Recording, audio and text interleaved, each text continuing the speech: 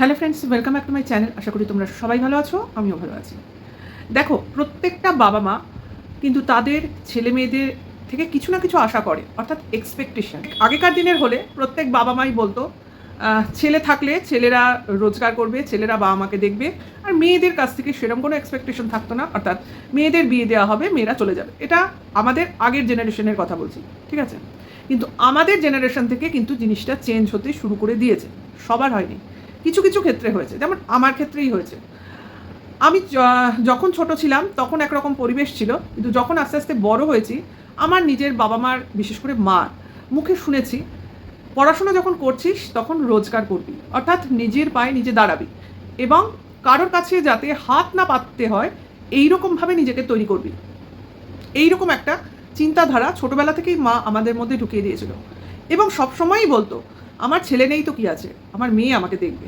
তাহলে এই এক্সপেকটেশনটা কিন্তু আমাদের জেনারেশন থেকে চেঞ্জ হতে শুরু করে দিয়েছে। কিন্তু এই এক্সপেকটেশনটা আমি আমার মায়েদের ক্ষেত্রে, আমার ঠাকুরদা, দিদা বা ঠাকুমা যাই বলো না কেন, এদের ক্ষেত্রে এদের বলতে শুনিনি, বা এদের এই এক্সপেকটেশনটা ছিল না। একটু যদি তোমরা তোমাদের ক্ষেত্রে কারোর কাছে শুনে থাকো তাহলে জানতে পারবে। তো পাল্টাতে শুরু করেছে জেনারেশন। তো জেনারেশন হতে হতে এখন তো সব জেনারেশনের নাম হয়ে গেছে। সম্ভবত আমরা জেনারেশন এক্স না ওয়াই, আমি ঠিক ভুলে গেছি, কিন্তু আমাদের মেয়েরা আবার জেড জেনারেশন। আবার এখন তো আবার 25 সাল না 24 সাল থেকে জেনারেশন চেঞ্জ হয়ে যাচ্ছে। এই যে জেনারেশন ওয়াইজ চেঞ্জ হচ্ছে, কারণ মানুষের মানসিকতা চেঞ্জ হচ্ছে, মানুষের এক্সপেকটেশন হাই হচ্ছে। তো এইখান থেকে জেনারেশনের নামকরণগুলো করা চলছে। আমি যদি খুব ভুল না বলি তো তোমরা একটুখানি গুগল চেক করে নিও। তো 2025 সালের পর থেকে যে জেনারেশনটা শুরু হচ্ছে সেটা হচ্ছে জেনারেশন বিটা। তো এইরকম কতগুলো নামকরণ আমাদের জেনারেশনে করা চলছে, বা করা হচ্ছে, বা করা হতো। আগে আমরা অতটা খেয়াল করতাম না, এখন আমরা অনেকটাই সচেতন, এবং অনেক খবর রাখতে আস্তে আস্তে শিখছি। তো সেই জায়গা থেকে আমাদের পরিবর্তন তো হয়েছে, জেনারেশনও পাল্টেছে, পরিবর্তনও হচ্ছে, এবং দায়িত্বও বাড়ছে। অর্থাৎ ছেলেরা তো আগে থেকেই দায়িত্ববান, দায়িত্বশীল ছিল, এবং তাদের বাবা মায়েদের দায়িত্ব তাদের কাঁধে জন্ম থেকেই উঠে যেত। আর মেয়েদের সবসময় ভাবা হতো যে বোঝা, এদের বহন করে নিয়ে যেতে হবে, এবং নিজের ঘাট থেকে আরেকজনের ঘাড়ে ফেলে দিতে হবে, এরকম একটা টেন্ডেন্সি ছিল। কিন্তু যেহেতু তোমার দিন বদলাচ্ছে, সেখানে মেয়েদেরও কিন্তু দায়িত্ববান বা দায়িত্বশীল বা দায়িত্ববতী হওয়ার শিক্ষা বা পাঠ দেওয়া হচ্ছে, এবং এগুলো মেয়েরা নিজেরাই মনে করছে বলে এগুলো চেঞ্জ হচ্ছে। অর্থাৎ এই পরিবর্তনগুলো এসছে কিন্তু আমাদের ফ্যামিলির থেকে। যেমন আমার ফ্যামিলির থেকে এসছে, আমার মা বলেছে শুধু পড়াশুনো নয়, নিজের জন্য নিজক করো। অর্থাৎ আমাদেরও তো তোমাকেই দেখতে হবে, কারণ তুমি আমাদের একমাত্র সন্তান। কোনো সময় বলেনি তুমি আমাদের একমাত্র মেয়ে। ছেলে বা মেয়ে বলে এই বিভেদটা কোনোদিন হয়নি, সন্তান হিসেবেই দেখা হয়েছে। অর্থাৎ সন্তানের দায়িত্বই হচ্ছে বাবা মার দেখাশোনা করা। নিজেরা বড় হচ্ছি, নিজেরা ছোট থেকে লেখাপড়া শিখছি, নিজেদের শখ মেটানো থেকে শুরু করে সমস্ত প্রয়োজনীয় সব কিছু মেটানো দায়িত্ব হয়ে যায় বাবা মার। এবং একটা বয়স পরে যখন আমরা একটা জায়গায় পৌঁছই, তখন কিন্তু আমরা যখন উপার্জন করতে শুরু করি, তখন আমাদের এই দায়িত্বটা এক্সচেঞ্জ হয়ে যায়। অর্থাৎ তখন আমাদের দায়িত্ব এসে যায় যে বাবা মা ছোটোবেলা থেকে আমাদের বড় করেছে, আমাদের দাবি মিটিয়েছে, আমাদের সব প্রয়োজন মিটিয়েছে, আমাদের উপার্জন ক্ষম করে তুলেছে, তো তাদের দেখাশোনা করা। তাদের খুব নমিনাল চাহিদা থাকে, যে আমি তো এইটুকুই শুনেছি আমার বাবা মার কাছে, যে দেখ আমাদের খাওয়াতে পড়াতে তোকে হবে না, কিন্তু একটু অসুখ বিসুখ হলে পাশে থাকিস, একটু বিপদ আপদ পড়লে যেন তোকে পাশে পাই। মেয়ে তো বিয়ে হবে, শ্বশুরবাড়ি চলে যাবি, যেন একটা ফোন করলে তুই ফোনটা ধরিস, যেন রাত বিরেতে কোনো শরীর খারাপ হলে তোকে ফোন করলেই যেন তোর গলাটা আমি শুনতে পাই। তাই এই চাহিদাগুলো কি খুব খারাপ? এটা কি নর্মাল বা ন্যাচারাল নয়?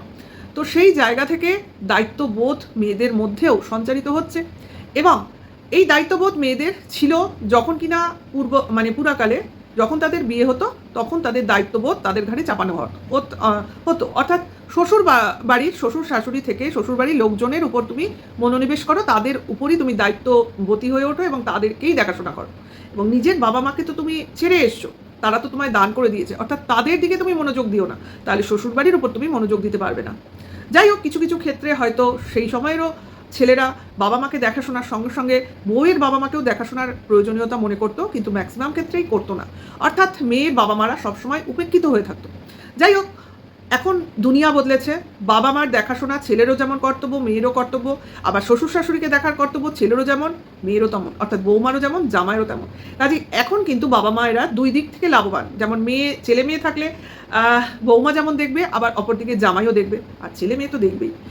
তাহলে দিন বদলাতে অনেক কিছুই কিন্তু লাভবান হয়েছি আমরা, সুবিধা হয়েছে আমাদের। যাই হোক, এবং দুটো ফ্যামিলি খুব কাছাকাছি হয়ে ভালোভাবে থাকতে পারছি, এটা মানে দারুণ পাওয়া। আমি এর জন্য এই জেনারেশনকে বা এই জেনারেশনের চিন্তাভাবনাকে আমি থ্যাঙ্কস জানাই, কারণ এখনকার দিনে আমরা বাবা মা হয়ে, শ্বশুর শাশুড়ি হয়ে কিন্তু অনেক বেশি ভালো থাকবো। যাই হোক, তো চলে আসি আনহ্যাপি চ্যানেলের কিছু কথাবার্তার উদ্দেশ্যে, মানে উপলক্ষে এই কথাগুলো বললাম। তো তার চিন্তাভাবনা তো সেই লেভেলের, তার শ্বশুরবাড়িতে তার শাশুড়িকে দেখাশোনা এবং নিজের মাকে দেখাশোনা নিয়ে উনি বিশাল লেকচার দিয়েছেন, দুটো ভিডিও করে, ঠিক আছে, একটা ভিডিওতে হয়নি। অর্থাৎ নিজের বাবা তো নেই, মাকে কিভাবে দেখাশোনা করে, আর আরেকটা ভিডিওতে শাশুড়িকে কিভাবে দেখাশোনা করে। তো সব ক্ষেত্রে ওনার একটাই উত্তর যেটা দেখলাম, দেখাশোনার মানে হচ্ছে অর্থ প্রদান। এইটাই আমি বুঝতে পারলাম, মানে দেখাশোনা করি অর্থাৎ আমি মাকে একটা পরিমাণ অর্থ হাতে ধরে দিই, আমার শাশুড়িকে তার ছেলে তার প্রয়োজনীয় সমস্ত জিনিস প্রদান করে, অর্থাৎ দিলেই দায়িত্ব শেষ, বাদবাকি কিছু না। আরে দিনের শেষে মায়েরা চায় ছেলেরা আমার কাছে পাশে বসবে, আমার সঙ্গে দুটো কথা বলবে দিনের শেষে বা দিনের শুরুতে, জীবনের শুরুতে ছেলে যেমন সমস্ত কথা এসে তার মাকে না বলা অবধি ছেলের শান্তি হতো না বা মারও শান্তি হতো না, সেই সময়টা না পেলেও কিছু কথা তো ছেলে এসে মার কাছে বলবে বলে মাও আশা করে, কারণ ছেলে হয়েছে বলে ছেলেকে সেই মেয়ের মতো তো দান করে দেননি, ছেলের উপরও তো তারও অধিকার আছে। সেখানে যদি তার বৌমা ভাবে ছেলেটিকে আমার নিজের করে রাখবো এবং অন্যত্র গিয়ে একার করে পাবো, তাহলে তো সেটা স্বার্থপরতার মানে একটা প্রকৃষ্ট উদাহরণ। যাই হোক, এগুলো অনেক ক্ষেত্রেই হয় ভাই, আমরা এগুলো করার সুযোগ পাইনি এই জেনারেশনের হয়েও, ওই আনহ্যাপি চ্যানেলের ওনারের জেনারেশনের হয়েও, কারণ আমাদের তো ভাই একান্নবর্তী পরিবার, আমরা একই বাড়িতে থাকি, দেখবো না এই কথাটা তো বলা চলবেই না। আর সব থেকে বড় কথা, বউরা এ কথা বলার সাহস পাবে কোথা থেকে যদি ছেলেরা সাহস না দেয়? আমাদের তো ভাবতেই পারি না যে শ্বশুরের বিরুদ্ধে কিছু বলা, শাশুড়ির বিরুদ্ধে মুখ খোলা, বা ননদ এদের ব্যাপারে কিছু সমালোচনা করা, তাহলেই তো নিজের বরেরা, দেওরেরা, ভাসুরেরা বলতে গেলে মানে কি বলবো, মানে কি বলবো, এমনভাবে তাকাবে যে মনে হবে আমার থেকে নিচু ব্যক্তি বোধহয় কেউ নেই, মানে নিজের সম্মান নিজের কাছে রাখতে পারবো না, এরকম ব্যাপার হয়ে দাঁড়াবে। কাজেই এই জিনিসটা না আমরা আলাদাই তৈরি করেছিলাম আমাদের ফ্যামিলিতে। আমরা দেখো 4-4টে বউ, না কারোর সাথে কোনোদিন ঝগড়া হয়েছে, সেই অর্থে ঝগড়া বলছি যে মুখ কালাকালি ঝগড়া, আরে ভাই কারোর কিছু পছন্দ হলো না, দুটো কথা বলা, ডাইরেক্ট গিয়ে বলা, এটা আমরা নিজেরা তৈরি করেছি। দেখো ভাই, কারোর সঙ্গে কারোর সমস্যা হবে, কেউ কাউকে বলতে যাবে না, যার সঙ্গে সমস্যা তাকে গিয়ে ডাইরেক্ট কথা বলো, সমস্যা মিটিয়ে নাও, হয়ে গেল। কুট কাচালিগিরি করো না, সোজা কথা। কারণ এইসব করে কোনো লাভ নেই, কারণ কেউ কারো খাইও না, কেউ কারো করিও না, কারোর কিছু কাউকে কিছু দেওয়াতে আমার কিছু যাবে আসবেও না। কাজেই সেখানে ফেয়ার এনাফ থাকা বিশেষ প্রয়োজন। তো সেই জিনিসটা আমরা কিন্তু বসে ডিসাইড করেছি 4টে বউ, ঠিক আছে, প্রত্যেকেই, যে আমরা ছেলেরা যদি, ভাইয়েরা যদিও বা নিজেদের মধ্যে কথা কাটাকাটি করেছে, বউয়েরা কিন্তু কখনো তাদের মধ্যে নাক গলাবো না। তো এগুলো রাখার আমরা বজায় রাখার চেষ্টা করেছি, এত বছর তো রয়েছি একসাথে, 25টা বছর হয়ে গেল। কাজেই আর মনে হয় না ভবিষ্যতে সেরকম কিছু হবে, ছেলে মেয়েরাই তো বড় হয়ে যাচ্ছে, তো তারাই তো বিয়ে করে শ্বশুরবাড়ি চলে যাবে, এরপরে আর কি গণ্ডগোল হবে। যাই হোক, সেটা বাদ দাও। তো এই চ্যানেলের ওনার ভাবে টাকাই সব, অর্থাৎ টাকা দেবো সমস্যা মেটাবো, কিন্তু সেটা নয়। শাশুড়িকে আনার ক্ষেত্রে তার অজুহাত, উনি দীক্ষা নেননি, অথচ শাশুড়ি কিন্তু এর আগে অনেকবার এসে তার বাড়িতে থেকেছে, তার হাতে খেয়েওছে, তবুও তার একটাই কথা, দীক্ষা নেয়নি। আসলে সেটা নয়। শাশুড়িকে যখন এই বিষয়ে তার ছেলে একবার জিজ্ঞাসা করেছিল যে মা তুমি তো আমার বাড়ি গিয়ে থাকতে পারো, এখন যেটা বৌমা বলছে সেটা পুরো ভাট বকছে, কমেন্টস বক্স প্রমাণ।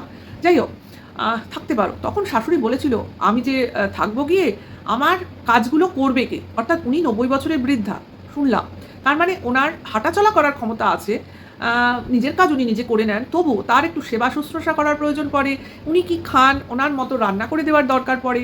তারপর পুরোনো দিনের লোক হওয়ার জন্য তার হয়তো কিছু আচার বিচারের সমস্যা রয়েছে, তা সেগুলো ঠিক মতো শুনে বুঝে চলার ব্যাপার হয়ে পড়ে।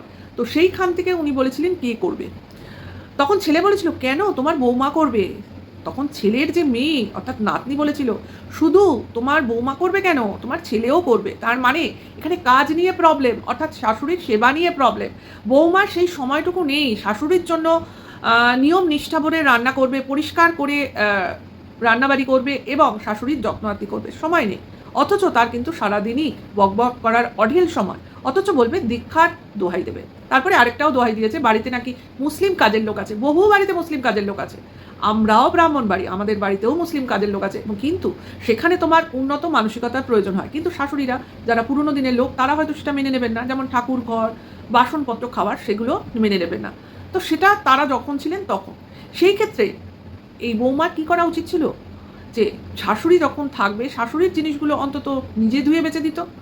আপনার বাসন আপনার জিনিসপত্র আমি ধুয়ে দিচ্ছি, আর আমাদের জিনিসগুলো সে ধুয়ে দেবে। না হলে বাসন নাই মাজাতো, আমরা অনেকেই কিন্তু বাসন মাজাই না, যেমন আমিই মাজাই না, আমার বাসন মাজা কারোর পছন্দ হয় না। হ্যাঁ, ঘর মোছা ধোয়া সেগুলোর লোক আলাদা থাকতেই পারে, হ্যাঁ, কিন্তু এখন তো তোমার বাসন ধোয়া মোছা করতে সেরকম সমস্যা হয় না, স্ল্যাবে বেসিনে দাঁড়িয়ে মাজবো, তো অসুবিধা তো কিছু নেই।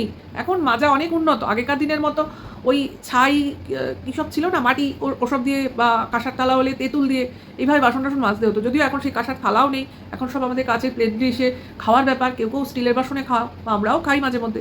তো সেই ক্ষেত্রে তো এখন লিকুইড হিসেবে কাজ চলে যায়। তো জিনিস উন্নত হয়েছে, আমাদের লাইফস্টাইল চেঞ্জ হয়েছে, সেখানে তো সমস্যা নেই। আর সারাদিনে কাজ কি, দুটো বাসন মাজা, এমন কিছু মানে প্রবলেম হয় না। তার থেকে ওই এঁটো বাসনগুলো জমিয়ে রাখা ঢের বেশি সমস্যা আমার মনে হয়। কারণ সে কাজের লোক রাতের বেলা বেশি প্রবলেম এটা হয়, খাওয়ার জিনিস জমিয়ে রেখে দেওয়া, পরদিন তারা আসবে কি আসবে না, তারপর তারা সেটা পরিষ্কার করবে, আদৌ যদি না আসে সেই জিনিসটা আমায় পরিষ্কার করতে হবে। ভাই না, সেই প্রবলেমে আমি কোনোদিনই পড়তে চাই না, সেইখান থেকে আমার এই সিস্টেম। তো এই যে অজুহাত, এগুলো কিন্তু টোটালি একটা ফেক অজুহাত, মানে কন্টেন্ট বানাতে চাইছে এইটাকে নিয়ে। কারণ এই শাশুড়ি কেন থাকে না, এটা বহু ভিউয়ার্সদের প্রশ্ন, তার জন্য এগুলোকে গল্প করে বলা হচ্ছে। তারপরে বলা হচ্ছে যে শাশুড়ি কোনো ছেলের বাড়িই থাকে না, সে থাকে ননদের বাড়ি। এ তো আরেকজন, মানে কোনো ছেলেই আর কি ভালো না, মানে কেউই আর মার ঝামেলা নিতে চায় না। কাজে যেই ঝামেলা কে নিচ্ছে না, মেয়ে। তা মেয়ে নিচ্ছে, তো মেয়ে বলছি না, মেয়েরা আজকাল বাবা মাকে যেভাবে দেখে সেভাবে কেউ দেখে না। কিন্তু এই মহিলা, অর্থাৎ এই আনাপি চ্যানেলের মহিলাকে আর কি বলবো, এই মেয়ে হিসেবেও তো সার্থক নয়, বৌমা হিসেবেও যেমন শাশুড়িকে দেখছে না, মা মেয়ে হিসেবেও মাকে সেরকম দেখে না। কারণ মাকে এই বাড়িতে নিয়ে আসা মানে তার ঝামেলা মনে হয়, ঠিক আছে? তবু মা ওই বাড়িতে আছে, অনেক লোকের মাঝে আছেই, অজুহাতটা দেয়, মাকে দুটো টাকা দিয়ে মাকে তার দায়িত্ব পালন করে দিচ্ছে। মা তো কর্মঠ, কাজেই করতে পারছে। এরপরে কর্মঠ না থাকলেও ওই যে শাশুড়ির ক্ষেত্রে যে আয়ার গল্পটা করলো, সেই আয়ার গল্পই করবে, সেক্ষেত্রেও লোক রেখে দেবে, নিজে খাটবে না, ঠিক আছে? দেখো, এইসব কথা বলতে গেলেই বলবে আপনি কি শাশুড়ি নিয়ে বাস করেন, আপনি কি শ্বশুর নিয়ে বাস করেন? ভাই, আমাদের শ্বশুর শাশুড়ি বেঁচে থাকলে আমাদের এখনও দেখাশোনা করতেই হতো, কারণ আমরা শ্বশুর বাড়িতেই থাকি, ঠিক আছে? কারণ আমার নেই, কারণ বেশ কয়েক বছর তারা গত হয়েছে, সেই জন্য নেই। কিন্তু যখন ছিল তখন করতে হয়েছে। এখন যার যেরকম মানে বাড়ির কালচার, তাকে সেভাবে করতে হবে। আমরা কেউ একা বউ না যে আমাদের ঘাড়ে সব চাইবে, আমরা 4 বউ, 4 জনে কাজ ভাগ করে নিতাম। প্লাস আমাদের সমস্ত কাজের লোক ছিল, অতটা চাপ হতো না। তা ছেলেরা অনেক থাকলে তো এরকমই হয়, ছেলেরা বাবা মার সুযোগ সুবিধা ভাগ করে দেবে, তাদের সুবিধার্থে সমস্ত লোক রেখে দেবে। প্লাস বৌমারা তো রয়েছে, তাদের সেবা শুশ্রূষা করা বা তাদের কিছু প্রবলেম হলো নাকি সেগুলো দেখাশোনা করা, তাদের সঙ্গে বিশেষ করে যেটা প্রয়োজন দিনের শেষে একসাথে বসে খাওয়া, চা খাওয়া, গল্প করা, সুখ দুঃখের কথা বলা, এগুলো কি কিছু কম? বাবা মারা কিন্তু দিনের শেষে তাদের বেশি বয়স হলে এটুকুই দাবি রাখে, এর বেশি কিছু দাবি রাখে না। যাই হোক, এই মহিলা এত বকবক করছে তো বটে, নিজের দোষটাকে দোষ বলে ভাবছে না, কেউই ভাবে না যে দোষী, সে কখনো বলবে আমি দোষ করেছি। সে তার অজুহাত দিয়েই যাবে, প্রতিটা কাজের অজুহাত আছে, ঠিক আছে? এবং নিজেকে ফেয়ার এনাফ ভাবছে, তাতে কিছু এসে যাচ্ছে না। প্রবলেমটা তখন হবে যখন নিজের মেয়ে বড় হবে এবং নিজের মেয়ের বিয়ে হবে, আর এদের আসলে বয়স হবে, এবং তখনই হবে সমস্যার শুরু। কারণ মেয়ে তো দেখছে তার মা কি করছে, তার ঠাকুমাকেও কিভাবে দেখে, তার দিদাকেও কি করে দেখে। এইগুলোর জন্যই কিন্তু আমাদের দায়িত্বে অবহেলা আমরা কোনোদিন করতে পারিনি। আমাদের ছেলেমেয়েরা আমাদের ফলো করে, তার জন্য আমাদের কিন্তু প্রতিটা দায়িত্ব মন দিয়ে পালন করতে হয়। এবং এটাই কিন্তু কারণ আমরা সংসারে কোনো ঝগড়া ঝামেলা কিছু করিনি কখনো।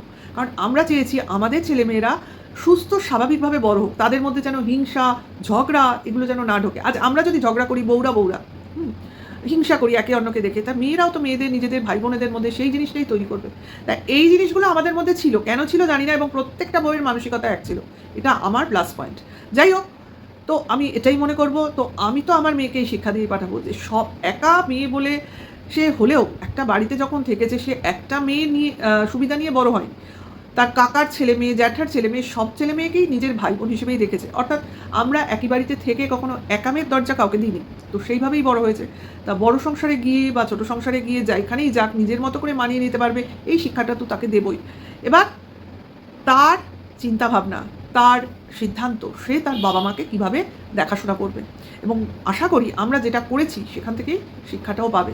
আমরা খারাপ করলেও খারাপ শিক্ষা পেত, আর আমরা ভালো করলে ভালো শিক্ষা পেত। আরে টাকা পয়সা দিয়ে যদি দায়িত্ব মেটানো যেত, তাহলে দিনের শেষে এই অসুস্থ রোগী বৃদ্ধ বৃদ্ধাদের পাশে পাড়ার দেখো সব ক্লাব, তারপর মানে বিভিন্ন রকম সমিতি আছে যারা এসে এইসব বৃদ্ধ বৃদ্ধাদের অসহায় তাদের দেখাশোনা করে।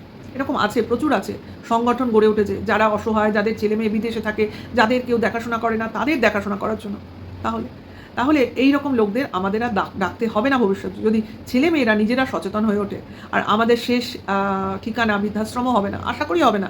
কারণ আমার দেখো একটা চিন্তাভাবনা আছে, এবং শেষ অবধি এটাও ভেবে রেখেছি যে বৃদ্ধাশ্রমে যাতে না যেতে হয় সেই ব্যবস্থাটুকু আমাদেরই করতে হবে। হ্যাঁ, পাশের লোক না থাকলে তখন কি করব সেটা জানি না, সেটার অবস্থাটা কি হবে বলতে পারছি না, কারণ নিজের শেষটা তো আর কেউ দেখেনি, বোঝেও নি। তো সবই ভগবানের উপর ছেড়ে দিতে হবে। লোকের 4টে ছেলে থেকেও শেষ বয়সে পাশে কেউ থাকে না, আর আমার তো ছেলে নেই, কাজেই ভগবানই ভরসা, আর মেয়ের উপর আস্থা, এটুকুই আমি রাখতে পারি। ঠিক আছে, এখন মেয়েই হয়, জামাই কোনোদিন ছেলে হতে পারবে কিনা সেটা ভবিষ্যৎ বলে দেবে, আর আমার অ্যাকসেপ্টেন্স বলে দেবে আমি কতটা জামাইকে নিজের করে নিতে পারছি। ঠিক আছে, সেরকম আমার মেয়েকেও কতটা তার শ্বশুরবাড়ির লোক নিজের বৌমা করে নিতে পারবে, মেয়ে করে নিতে পারবে কিনা আমি বলতে পারি না, অন্তত নিজের বাড়ির বউ, নিজের ছেলের বউ, এইটুকু ভেবে নিক, এবং তার থেকে যে ভালোবাসাটুকু আসবে সেটাই অনেক। তারপর তো ভালোবাসা দিলে ভালোবাসা পাওয়া যায়, এটা আমি খুব ভালো জানি। যাই হোক, ভিডিওটা এখানে শেষ করব। কেমন লাগলো অবশ্যই কমেন্টসের মাধ্যমে জানিও। তবেই হানাফি চ্যানেলের ওনারকে দূর থেকে স্যালিউট ভাই, আপনার কোনো দোষই নিজের দোষ মনে হয় না, শুধুই মনে হয় মনে হয় কি বলে চৈতন্য চরিতামৃত বা গীতা পাঠ করছে, মানে সবই মহৎ কথাবার্তা। হ্যাঁ, নিজের দোষ না, যত দোষ নন্দ ঘোষ, মানে সব দোষ ভিউয়ার্সদের। তাই তো, তার জন্য কমেন্টস বক্স পড়তে পারছি না, কমেন্টস বক্সের উত্তর দিতে পারছি না।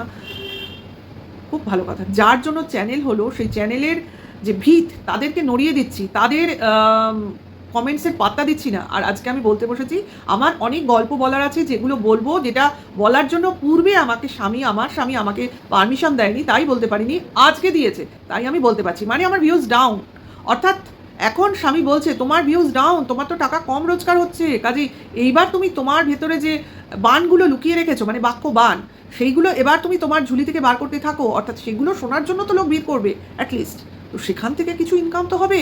তোমার শখ মেটানো, তোমার চুল স্ট্রেট করা, তোমার এই অনলাইন জিনিস কেনা, এগুলোর জন্য তো তোমার নিজস্ব পয়সা দরকার, অন্তত নিজের মেয়ের বায়না মেটানোর জন্যও তো লাগবে।